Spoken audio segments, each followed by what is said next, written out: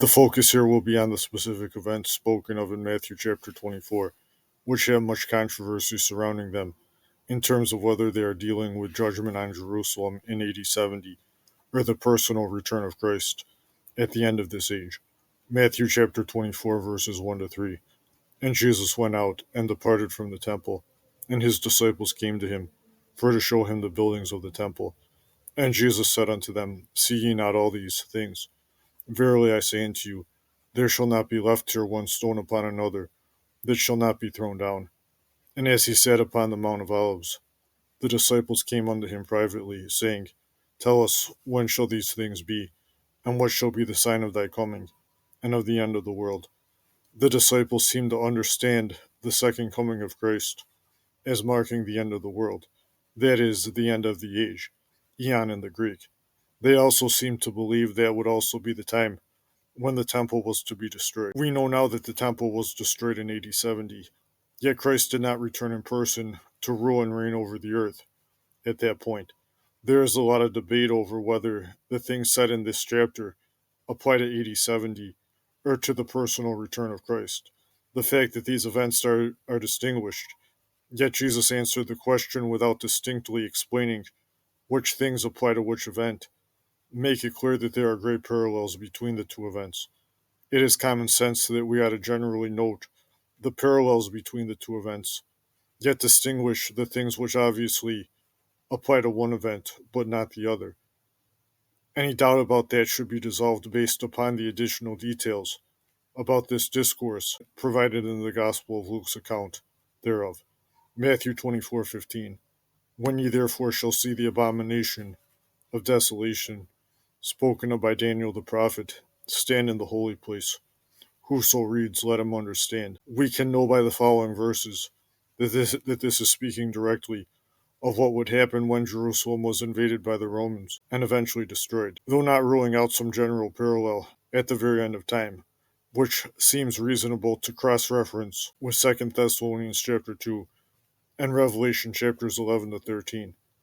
Any desecration of that which is appointed by God as holy can be the abomination of desolation in principle. There was such a desecration between the time the book of Daniel was written and the time of the gospel accounts. The Syrian king Antiochus Epiphanes put an idol in the holy place of the temple in the 2nd century BC. In the context of the then coming destruction of Jerusalem in AD 70, the Roman army surrounding Jerusalem could be the abomination of desolation. The Romans eventually did enter the temple and destroy it. This was God's judgment upon the Jewish people for their rejection of their Messiah and their sins which led to that, and his wrath has not turned away from them. The heathen ways of the Jews made a blatant defilement of the temple by the blatantly heathen a very fitting judgment. The same is so with the destruction of the first temple by the Babylonians several centuries beforehand. See especially Ezekiel chapters 8 and 9 along these lines. Matthew chapter 24, verses 16 to 20.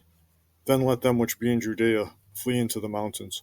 Let him which is on the housetop not come down to take anything out of his house, neither let him which is in the field return back to take his clothes. And woe unto them that are with child, and to them that give suck in those days. But pray ye that your flight be not in the winter, neither on the Sabbath day.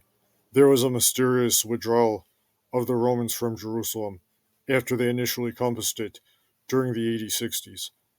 This gave the Christians who heeded these words a chance to comply with this warning. This is why the Jerusalem Christians were spared from destruction after the Romans returned, sieged the city for good, and eventually destroyed it.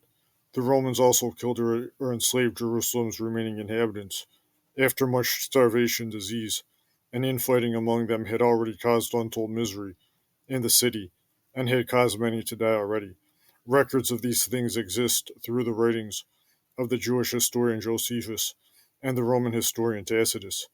The disciples of Jesus were commanded to pray here that the flight which they would inevitably need to make out of Jerusalem would not be in the winter or on the Sabbath day. In the winter, the cold would obviously make things much harder than they already were. If the flight were on the Sabbath day, they would then be risking arrest by the Jewish authorities for violating the Sabbath. When understood in its context, these verses are by no means saying that Christians should be keeping the Sabbath now, like some claim that they teach. Matthew chapter 24, verses 21 and 22. For then shall be great tribulation, such as was not since the beginning of the world to this time, no, nor ever shall be. And except those days should be shortened, there should no flesh be saved. But for the elect's sake, those days shall be shortened. Shortened here could have also been translated as abridged. To abridge is to make a brief or modified version of something. That does not need to be a shortening at the very end. It could come through making things briefer or modified at any point. This is consistent with the Roman withdrawal after they initially compassed Jerusalem, which allowed the Christians to escape. Matthew chapter 24, verses 23 to 25. Then if any man shall say unto you, Lo, here is Christ, or there, believe it not. For there shall arise false Christs and false prophets, and shall show great signs and wonders, insomuch that, if it were possible, they shall deceive the very elect. Behold, I have told you before. There were especially many false messiahs among the Jews in the 1st and 2nd centuries AD, and there have been false messiahs throughout history. Contrary to what many teach, it is possible to deceive the very elect. Matthew chapter 24, verses 26 to 28. Wherefore, if they shall say unto you, Behold, he is in the desert, go not forth. Behold, he is in the secret chambers, believe it not. For as the lightning comes out of the east and shineth even unto the west, so shall also the coming of the Son of Man be. For wheresoever the carcass is, there will the eagles be gathered together. Jesus will return in person to condemn his enemies and deliver his faithful people. He will not have a secret coming before that point. He will not be walking around on the earth in disguise. He did give a foretaste of his return when he judged Jerusalem in AD 70. Yet AD 70 was not his second coming. Many scriptures, including Acts chapter 1, verses 9 to 11, and Hebrews chapter 10, verses 12 and 13, prove this. This principle that Jesus will not return secretly also is evidence against the pre-tribulation rapture doctrine, a doctrine which will even be destroyed directly in the following verses. Matthew chapter 24, verses 29 to 31. Immediately after the tribulation of those days shall the sun be darkened, and the moon shall not give her light, and the stars shall fall from heaven, and the powers of the heavens shall be shaken. And then shall appear the sign of the Son of Man in heaven, and then shall all the tribes of the earth mourn, and they shall see the Son of Man coming in the clouds of heaven, with power and great glory. And he shall send his angels with a great sound of a trumpet, and they shall gather together his elect from the four winds, from one end of heaven to the other.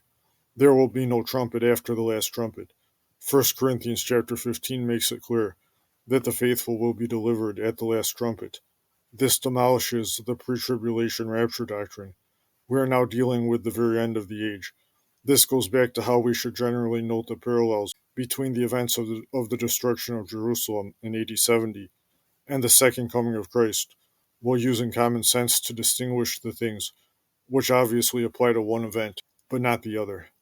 There are parallel accounts of this same interaction, the Discourse on the Mount of Olives, which are recorded in Mark chapter 13 and Luke chapter 21. The account of this discourse in Luke chapter 21 makes the transition between the events of the AD 70 judgment and the second coming of Christ a lot more apparent and evident. The following verses from Luke are how we can be sure that it is appropriate to apply some events in Matthew chapter 24 to AD 70, some to the second coming of Christ at the end of the age, and some things in a way to both. Luke chapter 21, verses 20 to 28. And when ye shall see Jerusalem compassed with armies, then know that the desolation thereof is near. Then let them which are in Judea flee to the mountains, and let them which are in the midst of it depart out, and let not them that are in the countries enter thereinto. For these be the days of vengeance, that all things which are written may be fulfilled. But woe unto them that are with child, and to them that give suck in those days. For there shall be great distress in the land, and wrath upon this people.